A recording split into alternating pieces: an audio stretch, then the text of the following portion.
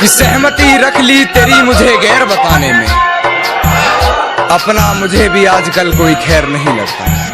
सहमति रख ली तेरी मुझे गैर बताने में, अपना मुझे भी आजकल कोई खैर नहीं लगता। तुझे पहचानने से नकार रही है आवाम, इनकी बातों से ये तेरा शहर नहीं लगता। और तुझे मारने की हिमाकत करता मैं, मगर सुना है तेरे जिस्म को कोई जहर नहीं लगता।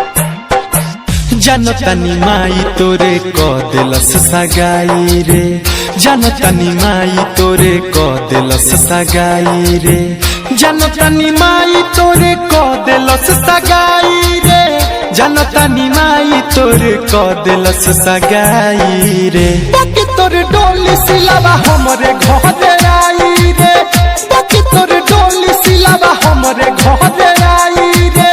जब केहू बोली तो गोली चल जाई रे।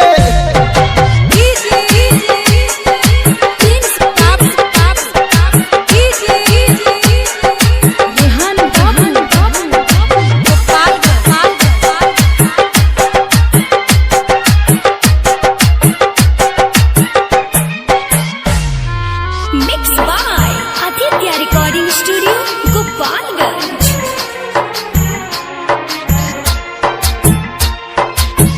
दिल में तोरा के बसा के रखले बानी रे, प्यार करिल कितना सारा लोगवा जानी रे।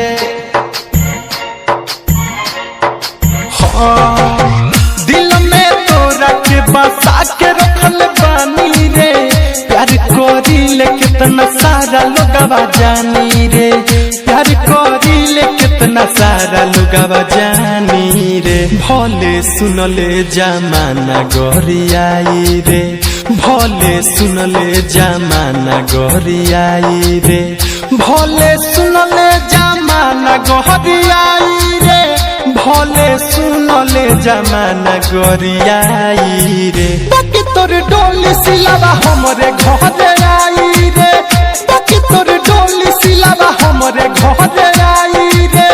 जब केहू बोली तो गोली चल जाई रे।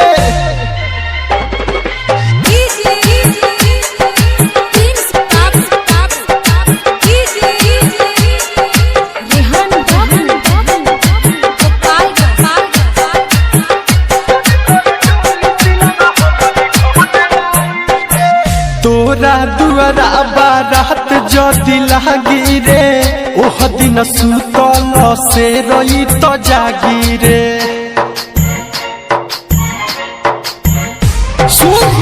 तोरा दुआरा बारात जदि लागी रे, ओह दिन सुतल से रही जागी रे, ओह दिन सुतल से रही जागी रे। शेषनाथ दीपक कहता कसम खाई रे, शेषनाथ दीपक कहता कसम खाई रे, शेषनाथ दीपक कहता कसम खाई रे।